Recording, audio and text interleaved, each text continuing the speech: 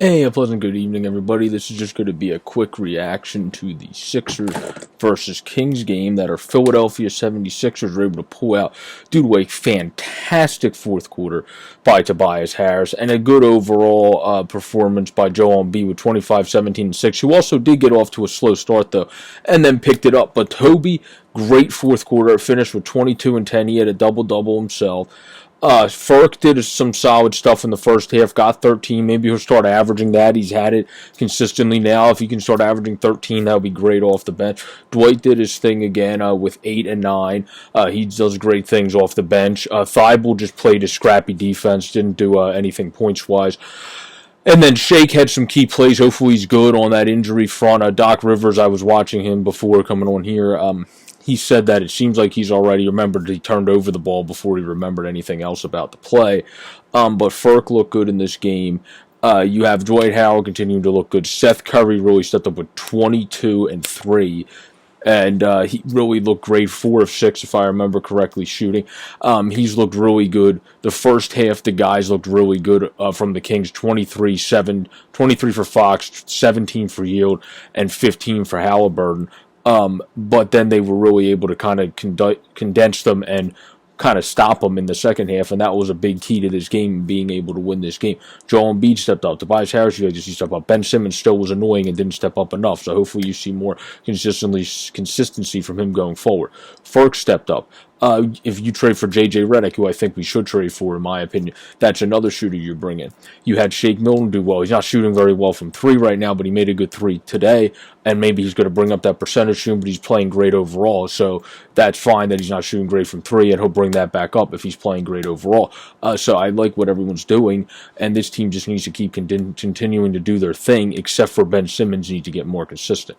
That's the only thing with this team that's holding them back from being the best of the best and the best version of themselves, is Ben Simmons being more consistent and not coming down, dribbling into guys, causing turnovers, and so on and such forth. But if Ben Simmons gets more consistent, they do the rest of what they're doing. Joel's doing great. Thibault plays just a defensive role, almost like a Andre Robertson role or a Tony Allen role or somebody like that. That would work out all right with the way this team is, because you already have enough shooters, so you don't need Matisse to be a shooter. He chips in some games and scores 15. That's all fine and dandy. Danny Green stepping up a little bit more rather than just being a leader would be a nice thing, but if you trade for JJ, he's fine just being where he is. So I think the trade should happen for J.J. Redick. In my opinion, as I said, I think that's a key for us. I think even better and more consistent off the bench. Because if Ferk stays consistent at 13, then you bring in a Redick. You also have a Shake Milton. You're just solidifying your bench even more. And then if you're able to get a guy, that can also play down low well, you're just helping yourself out even more. Like a Harrison Barnes-esque type, like a guy that's on the Kings, competes really well. I think he's on the last year of his deal. Andrew and I talked about that in the podcast earlier, our Sixers Weekly podcast. Please check that out. It's on the channel, and please like, comment, and subscribe, and also check out this video.